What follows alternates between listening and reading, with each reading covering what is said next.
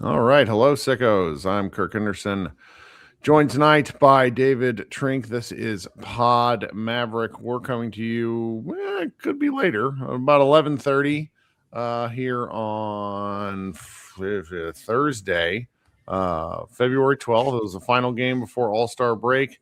The Mavericks slide into All-Star break on a 9-game losing streak. Which, funnily enough, was basically bookended by Laker losses. David, how are you? I'm good. Last two games were something. That's for sure. But I'm glad that the late games are over for at least a week. Yeah, there. So I was thinking about this. So the reason Josh isn't on tonight is because I sort of gave him an out. Last year, I specifically remember this. After the Luka trade, the only thing we were happy about was the fact that all the late games were like over. There were all sorts of like afternoon Sunday games and stuff, and we're like, oh, we're excited because they do that so when Luka was going to be on TV. And this year we just have a few more late games. There's still a few more to go with 25 or so games remaining in the season. This is one of the last ones that it's right before All-Star break is nice. We get like essentially an 8-day break. We came into this game knowing Cooper Flag was going to be out. He apparently sprained his foot against Phoenix. Do you think he sprained his foot against Phoenix is my first question. We had no idea when we were talking about the game last time. Do you remember anything about this? He definitely hurt himself. Okay. There was that play where he slipped and it looked like he hyperextended his knee rather than spraining his foot. So he's definitely not healthy. I don't know if he has a foot sprain. Right. But I do think they just kept him out because this is exactly what. No, it's why not? Why not? And the fact that he's not doing I know that he's legitimately injured because the NBA would want him in the Castro's Rising Star Challenge. Yeah. Which he is no longer in. And that is certainly something. And so this was just one of these games. The first half is actually not bad. The Mavericks shot. It felt like they shot lights out, but then again, so did the Lakers. And the Mavericks just, they hung around the first quarter. Lakers pull away. I meant to do an analysis of this, but was feeling lazy. I feel like during this losing streak, the Mavericks have given up at least 30 points in the first quarter of every game they've played. Like the first quarters are really, really bad for the Mavericks. And is that intentional? I see. That's like if I was to accuse the Mavericks of tanking, it would be bad starts where it's like they're playing suboptimal lineups. But then again, they got Tyus Jones in the last two games, and they still stink. It's just kind of a dicey situation here because I ultimately think the Mavericks are not 9-game losing streak bad. No. But what they really have done is like regressed to the shooting mean. I mean, how many threes did they take tonight? Kid talked about it before the game about how they needed to get up more threes. And they still shot 26, which is out of 80 shots. Like that's roughly 30% of their shot diet. Something like that. And it's just like with the way the NBA is played now, you got to get it closer, like between 40 and 50%. Like you just have to, particularly if you're, I don't know. It's, do you remember when he joined the team and he talked about how he thought the Mavericks shot too many threes? And like he's like, we're gonna get back to like 2-pointers. Do you remember this? Like way back when? Vaguely, yes. Yeah. Because that was the season that we started with Dorian Finney-Smith post-ups. I'll never ever forget that. And then they like very quickly went back to like 3 bombing because they just didn't have guys who could attack off the dribble. It's just kind of the nature of it. What's very funny about this team is they actually do have a fair number of guys who are not bad attacking off the dribble. And then they just don't have shooters. And, Klay Thompson and our guy, what's wrong with me? Max Christie are good 3-point shooters, but that is it. That's it. Like that is, I can't think of another guy I would trust shooting a 3 on this team. I mean, obviously Cooper, but he's not the best. So the Mavericks kind of wind in and out of the game. The second quarter, the Lakers took a pretty commanding double-digit lead, only for the Mavericks to decide to score. I think it was like a 12-0 run to close out the first half. I remember seeing big on like don't tell the newspapers that I'm mad. JJ Redick's like storming off. Like I think he was supposed to do the halftime like pre-interview and he didn't do it because he was pissed. which that just stands out in national TV games. And plus, like, he's such a Redick is a schmuck. He is exactly my age. I have known about him for always, like going back to like high school rankings and stuff. And like, he's just such a great person to love and hate. He just draws emotions out of people. And so watching him do that was, of course, pretty funny, just because it's like, okay, y'all are going to be fine. This Mavericks team is sort of shooting above their heads, and they ended up there. Third quarter rolled around, and like halfway through the third quarter, the game was over. But here's my question. I was doing some household chores in the third quarter when I probably should have been paying more attention. What the hell happened in the third?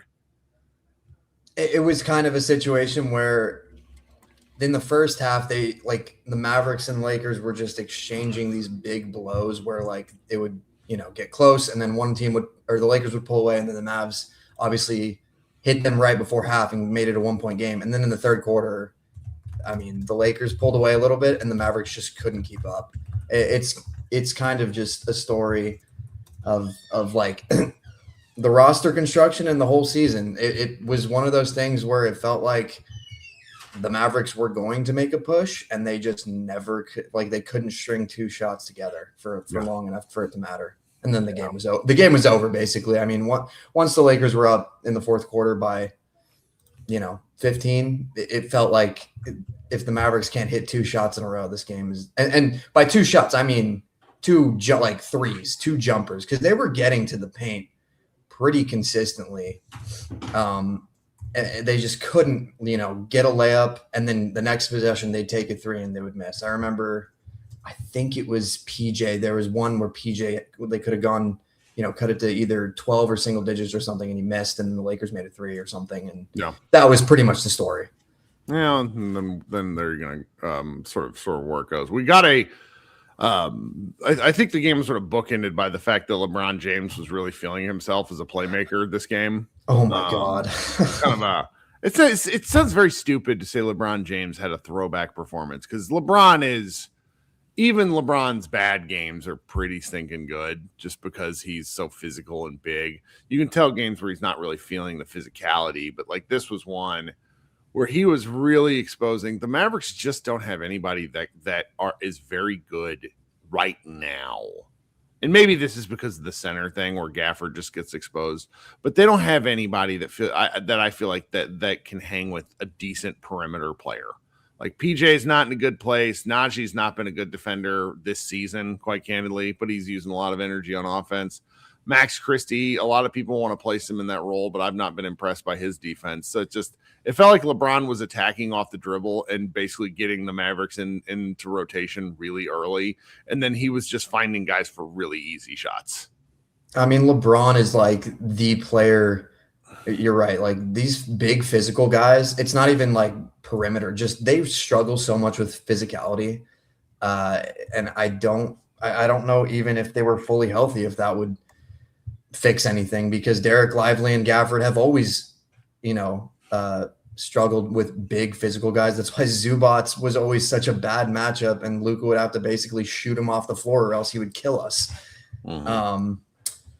But yeah, LeBron is pretty remarkable at his age for what he's doing. I mean, that guy, I would love one day in the documentary for him to just list every single drug that was in his body. Right. So we can all benefit. I agree. Like it is insane. They were talking on the broadcast a lot about how he still looks like a freight train on a fast break going downhill. And I mean, in a way, it's a little more scary because his center of gravity is like lower now. And he kind of gets downhill in a different way than he did when he was younger. And I mean, I don't envy anybody that's trying to guard that. And these Mavericks players, PJ got beat. I mean, everyone got beat tonight by him. But they also made Jackson Hayes look like Shaq, which is what's so funny. Pretty hard to do. The newest member of the Slovenian national team, Jackson Hayes. Yes. Which is that goes back and makes me think, because I remember I was quasi reporting all this stuff about Gafford maybe becoming like a citizen.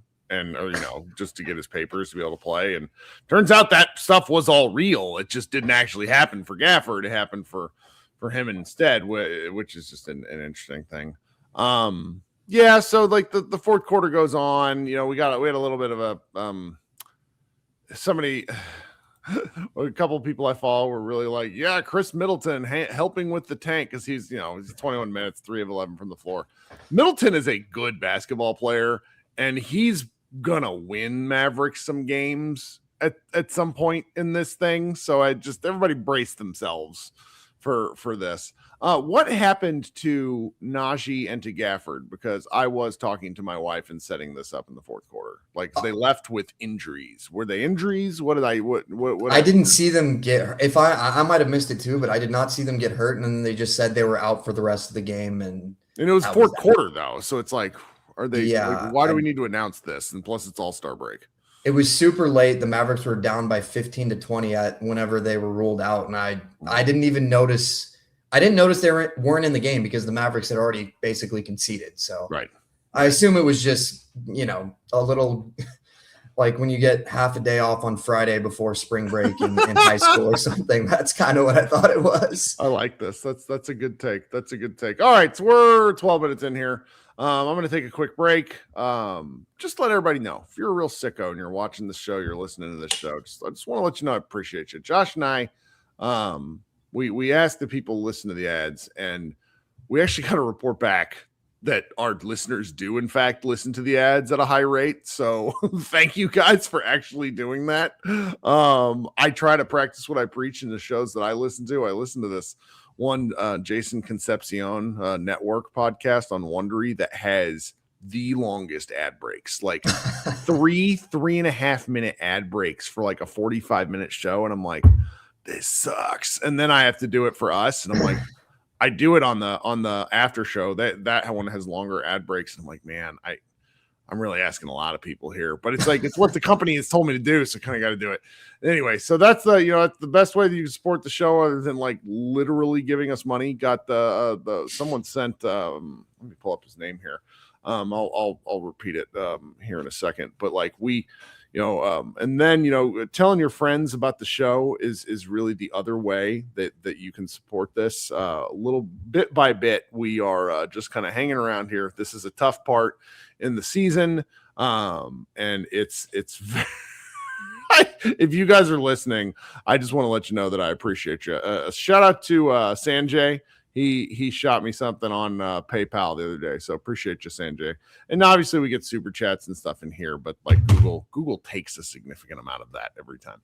Anyway, we'll be right back after these ads, and I have a pitch that I didn't even tell David about that we're going to talk about here. So we'll be right back. All right, since it is nearly midnight on Thursday, I think what I'm going to do is maybe Monday or Tuesday during the break. So Mavericks resume play again on Friday next week. I think I may do kind of a group therapy session in the middle of the podcasting, like the basketball break. So I'm not going to do it tonight. Maybe I'll schedule one, take some questions, bring some people up here, give people time to sort of plan it out. I'll put that on the stream in advance with enough time to where you can kind of go out there and look for it. Set your notifications if you're a YouTube listener or watcher live, so like you can see when we go live. I'll try to do it like 8:30 or 9 o'clock at night, so it's kind of within the normal time range. I just don't want to stay up super late tonight. I'm tired. It's just these West Coast games, when they're not that engaging, it's like, you were kind enough to stay up late with me, and I appreciate that. All right, so Summer League schedule was announced within the past few days, and it is the 9th through the 19th of July. The games usually start that Thursday afternoon.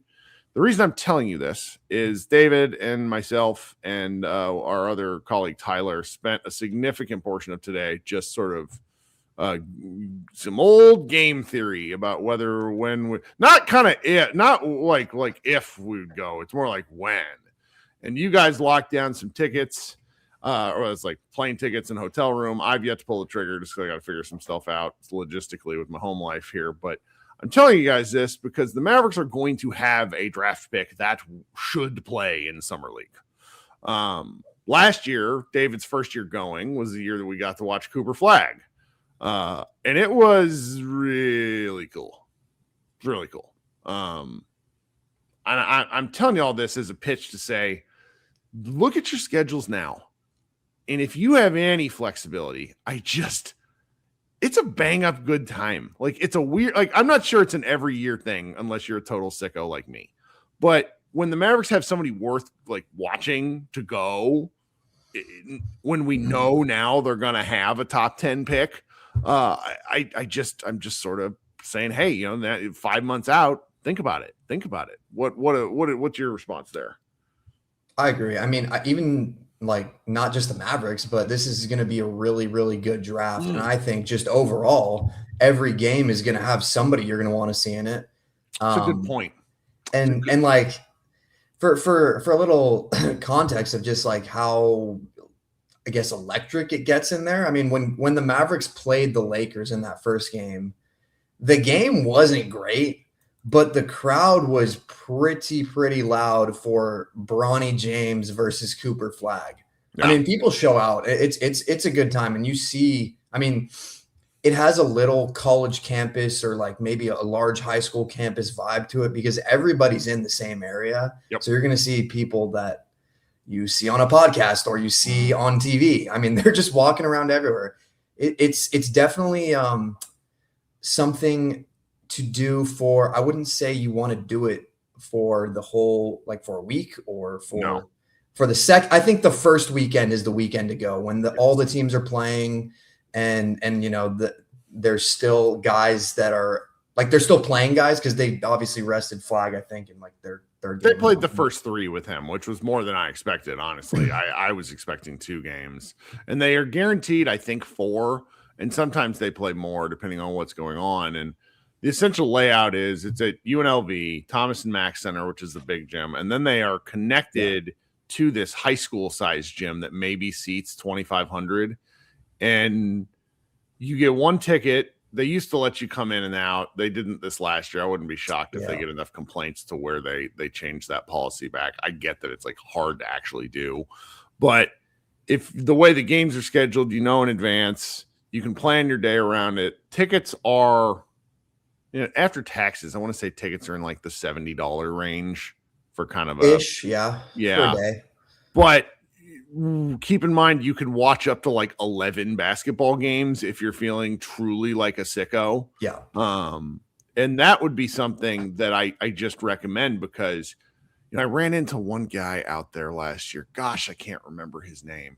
He was a Vegas Mavericks fan. And he just went to the games by himself. And he saw me, came up and talked to me. And he was like, oh, yeah, I've listened to your show for years. He's like, he goes every year because he lives in Vegas. And it's just one of those things where you're actually around your people. And even, you know, you end up kind of sitting, if you you get lucky with where you sit in the crowd, you can be kind of around like some really crazy hardcore basketball fans. Because let's be honest, if you're listening to a podcast like this, you're on a different level of fandom than most people. Right. Most people turn off the game if they're not. They only listen if they listen to podcasts. They listen when they win, or they don't really listen to shows or stuff like that at all.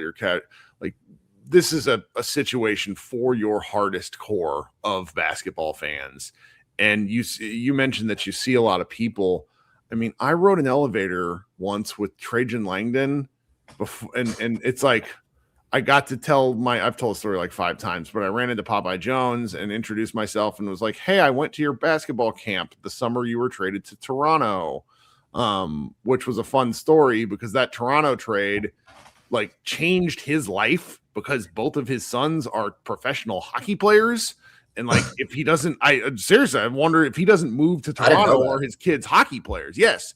Yeah, he's back with the Mavericks now. Popeye Jones is, and I've yet to run into him, which, you know, it wouldn't be that weird twice, but I did it once. Couldn't help myself.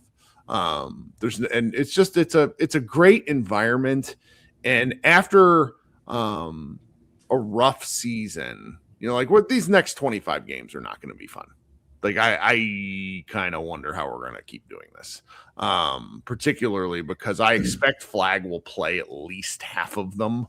But I also think some funniness is coming into play here. I don't know. I don't know.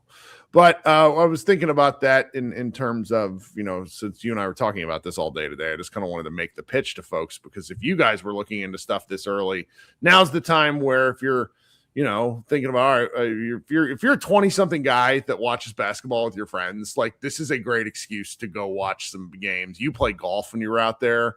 Yes. That was funny when I picked you up. You were like just so cooked because it was so hot. It was so hot. Yeah, but we had fun, and I'll tell you this though, because the three of us are almost for certain going. If there are enough Mavs fans that are out there, and let me know, I will try to plan something somewhere, and just as a place to go camp out and hang out and meet some other ridiculous podcast listeners. So it's me shilling for a few minutes because we didn't have there's just not a ton to talk about with this game, and then with like All-Star weekend coming up and there being precisely zero Maverick involvement now, I'm not going to watch. Are you? No, I don't think so. No. I have really Friday, Saturday, I have zero interest. Maybe I'll turn the game on Sunday to see what it looks like, but it's I don't know. They need to switch something up. There's been a bunch of ideas thrown around recently that we've talked about. The Bills, like you and I as a pair of white dudes probably shouldn't discuss it, but Bill and Nick Wright did. I thought the black and white game was the funniest idea I've heard in a long time, because I think Kevin Durant's correct that it's the European guys that don't give a shit. Like the NBA players also don't give a shit, make no mistake, but like Luka and Jokic give less than a single shit about that sort of thing. Even though they seem to have fun all weekend. So it's like they would have to do this Denver writer Swipa Fox, I think is at Swipa SWIPA Fox, had like he took the time and listed out black and white rosters. and then it's like you look at the roster and you're just like, okay, that would be fun. So of course the NBA will never ever in 1,000 years do anything like that. Well, that's no big deal. Well, then 1,000 years, I don't know. Maybe. Well, the last thing we could talk about before we get out of here is there was, when we were on here on Tuesday night, both of us were very disdainful of the prospect of Mark Cuban being an owner of the Dallas Mavericks again. And Brad Townsend went directly to he had an interview with Mark.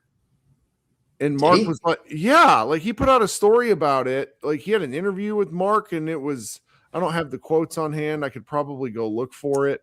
One of the quotes was like, every time I'm asked about it, I say that I have no interest in buying back the team or something. He said something to the effect that it's like very unlikely. And it like directly contradicted whatever the original thing Mark Stein put out was in like no, I never said that kind of way. Like, please do not take my 20%, please. It almost looks like he was trying to ask them to buy the additional 20%. I mean, I had some great conspiracy theories tweeted at me where it's like, there's no, one person said, the fact that Mark Cuban did this around the time that Bitcoin's experienced the biggest dip in years is not an accident. And I was just like, I love this take. More of this, more utter nonsense that is completely unjustified or unverifiable. And there was a really weird, I feel fine addressing it. Like Tim Kalishaw of the Dallas Morning News decided to be an enormous douche canoe to Mark Stein, who was also with the Dallas Morning News at one point. I don't get, like, I get actually being like, this story's stupid and we shouldn't cover it, because I specifically didn't do it on Mavs Moneyball. I was like, we're not talking about this. It's going to make me fly into a rage. Like, I'm going to say something stupid where I make fun of everyone involved, and including the reporters, who are people that I like. They're not my friends because I'm not that crazy to say, but like, I like Tim McMahon. I like Mark Stein, all these guys. I would never want to do anything to accidentally piss them off. And I think, and if I was to write about that story, I would be like, why did this even get published? Because it's just like, it was so low chance. And then and this is my fault. I spend a lot of time on Instagram and Facebook just to kill moments. and that shit gets pumped to you on your For You Mm. page, where it's like you like one or interact or like open and read one of the things. All of a sudden, I'm getting, Mavs PH Facebook page, which is like a Mavs Filipino Facebook page. Like there's all this like slop content out there, and it's pumping, misquoted stuff and misattributed. It's driving me crazy. So I was pretty glad to see that story die very quickly. That was fun. Yeah, I mean, it literally was like, Mark Cuban's looking to buy. No, I'm not. All right, that's it. And he can probably kiss his 27% or whatever it is goodbye. Maybe that's what he I wants. assume Patrick Dumont. Yeah. Yeah. Well, I don't think we really have anything else to talk about, and I'm going to read. Well, did you happen to catch the Dirk interview during the game? So it was on, and I didn't hear it. Tell me about it. It was pretty fun. I mean, there was one point where they asked him who the best point guard he played with was. I did hear that. How did he answer that question? He didn't answer it. He basically was just like, well, actually, first he joked that Jason Terry was the best point guard he ever played with, and then he said, "No, I'm just kidding. Jason Terry couldn't pass from right to left." And then he said that Jason Kidd, and he basically just talked for a minute about how Jason Kidd and Steve Nash, were so great and would get you the ball. Like, I thought it was interesting. You said that they would get you the ball, when you're open, not see you open and then get you the ball, which is, I think, an important distinction for the difference between like a quarterback who throws a receiver open. Yeah. Yes. Yeah. So that was interesting, but it was, they joked about Dirk eating a lot in the green room. I mean, it's just a fun time. He's so good at this broadcast stuff, and everything he says is so funny. And it just makes me sad that he was pushed out for the last couple of years, and really hopeful that he is a larger figure in the Mavericks on a daily basis. Well, the Amazon Prime basketball stuff is really working for me. Yeah. Except for Udonis Haslem. Yeah, he doesn't really fit. I don't get that. Like, it's Udonis Haslem. He is an undrafted free agent that hung out with the Heat forever. Like, not a bad dude or anything like that, but it's just like he's not a part of the NBA the way the other three, even right. Wade and some of the other guys they have up. I just don't get it. I will say though, it's like I don't know if I like it because it's good or if it's because it's such a stark contrast to the ESPN just dreck that shows up on our televisions. I mean, Amazon and NBC, I think, do a really good job. I really like the, I don't know if it's Peacock exclusive, but the guys they have Austin Rivers and some other guy. The bench embedding the bench stuff. Guys, yeah. I didn't like it the first time, and then the second time I was like, all right, this is good. This is good. And the fact that the teams allow it, or they probably don't have a choice, but the fact that the teams are cool with it, I think that really works. Because I remember my favorite Dalton Trigg story, formerly of Dallas basketball. He's kind of doing his own thing now. He got in a little bit of trouble. He bought tickets as a fan and sat behind the Mavericks bench in New Orleans, and then proceeded to basically report a bunch of shit while he was there. And they had it made the Mavericks legitimately irritated. He wasn't doing anything wrong. He was just doing something that was frowned upon. Yeah, because it's he didn't alert himself, and he's just there. And we saw that happen the other night with that University of Kansas stat keeper guy tweeting about Darren. Oh Peterson. My god! Yeah, the zoom in on his phone, he's Darren Peterson showed up sick. That happens. Well, to close this out, then I want to read you. And you saw this today, but it's funny. So Tim McMahon put out a story called "How Cooper Flag Reset Mavs After the Davis Doncic Trade." This is such a funny lead to a story. Yes. Minutes into his Dallas Mavericks debut, Anthony Davis threw down a thunderous putback dunk and delivered an impromptu proclamation to a fan base in the early stages of a mourning process stemming from the most stunning trade in NBA history. "I'm here," Davis shouted after strutting toward the sideline, animatedly pointing to the American Airlines center court.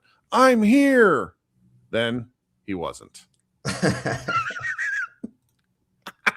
It's so good. It's so good. And I look, I don't like the way Rich Paul does business. I think he does good by his clients, but and that's his job. But he has soured me in a lot of the players that he represents as a way that of how they've conducted their business. And they did not let Davis know or him know, or Rich Paul know about the trade. And I think that's hilarious because they have it's one thing like Rich Paul's agency is probably still a high up, but they don't who are their dominant clients that are in their 20s? Am I missing any? I can't think of any. I don't know. Like who are the superstars? It's a lot of guys that were on the up. They lost Ja Morant, or they don't have Trey. They didn't have Ja. Like there's some weirdness going on, and it's just like maybe it's because when LeBron goes away, he'll probably go away, which would or sells off as part of his agency. I mean, that's what I would do. But I just found that whole element of that story very funny and very petty, but also just kind of how it normally happens. Like you don't normally tell the player that they're getting traded until they get traded. You just, maybe there's some discussions going, I don't know. I'm being a shit. I just can't help myself. I mean, I liked it in the fact that the Mavericks' biggest decision from now until the draft is going to be who their general manager will be going forward. Mm-hmm. And the fact that they didn't let him strong arm them with, I mean, Finley's obviously been around the game forever, but Riccardi has not. I mean, he's been around, but he's much younger. And the fact that they didn't let Rich Paul dictate this whole thing is honestly just amazing. Well, the fact that they were basically deciding to trade him from the moment they fired. Oh my God, yeah, Nico, like that. Which is it's the right choice, and that's what was so. I remember telling McMahon last March, and I think it was up in Kansas City. It was around the time my father was passing away, and he came on our show, and I can't remember if it was after Kyrie was hurt or not. I think it might have been after Kyrie was hurt. And I remember saying, they have to move everybody now. Like, they have to do this now. And he was, looking at me like I'm crazy. And it's like, this is just, it's a sunk cost. And I kind of knew it very quickly. I had that opinion very quickly. Yeah. And to see the fact that the GM, I was kind of the opinion that Riccardi and Finley needed to go too, just because they, it seems like they knew about the Doncic trade, but they didn't throw themselves on the sword. Which, it's nice for me to say here from my kitchen table. I'm not a GM. But now that I know of some of the things that they've been trying to do and want to do, just makes me feel better. That's all. Right. Yeah. Yeah, me too. I mean, it's one of those things where you never really know what's going on behind the scenes. And it's that. If the confidence in not knowing is actually a preference of mine. I don't like it when there's a drip of information where it's like, why am I getting told this? Why am I hearing this as a consumer? I prefer, the whole real G's move in silence, like lasagna approach. It's much more fun. So I like being surprised. It's awesome when Anthony Davis gets traded to the Wizards on a random Wednesday. That's right. Okay, I kept you for too long. Thanks for staying up after midnight with me. Yeah, no problem, man. All right. This has been Kirk and David. Lord knows when I'll be back, but I'll put something up on the page whenever we decide to do it. I might try to have on some different guests, draft stuff next week. Who knows? We'll see. Everybody be good. Talk soon. Go Mavs.